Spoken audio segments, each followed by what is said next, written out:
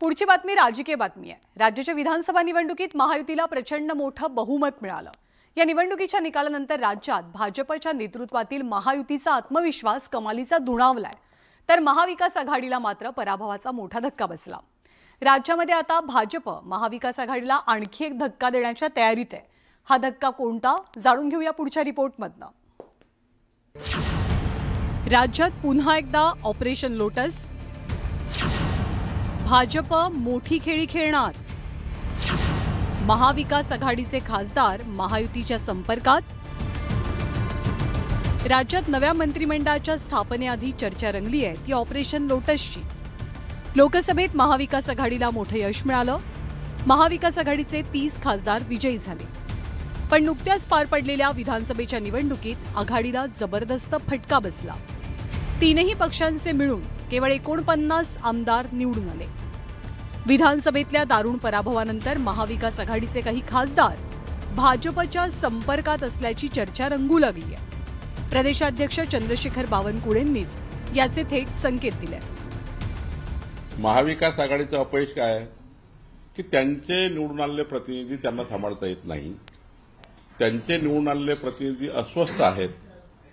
ते आम्हाला व्यक्तिगत भेटत असतात की आम्हाला कोणी विचारत नाही, आमचा पक्ष आम्हाला काही त्या ठिकाणी जनप्रतिनिधी म्हणून आम्हाला प्रोत्साहन देत नाही, आम्हाला विकासाचे कामं करण्याकरता कुठल्याही पद्धतीचा आम्हाला सपोर्ट करत नाही, किंवा जे काही पक्ष म्हणून हा आधार द्यावा लागतो निवडून आलेल्या लोकांना तो काही आधार मिळत नाही, म्हणून ते अस्वस्थ आहेत।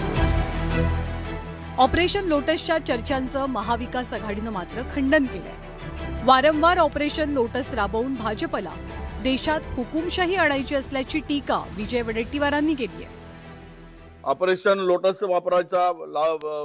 करायचा हा जर काही भाजपा प्रयत्न करत असेल, पैशाच्या भरोशावर, सत्तेच्या भरोशावर खोके देऊन, तर या देशातील जनता योग्य वेळी योग्य बंदोबस्त करेल। ऑपरेशन लोटस राबवण्यात सर्वात कळीचा मुद्दा असेल पक्षांतरबंदी कायदा।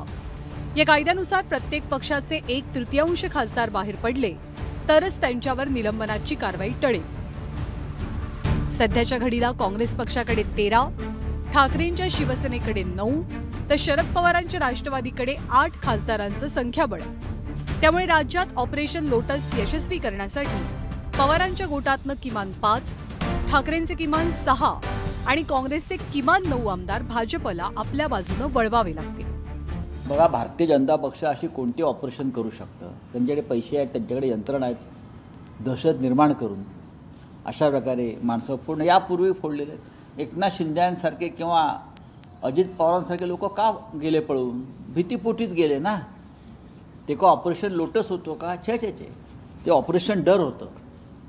पळून गेले घाबरून, भीती दाखवायची आणि पळवायचं।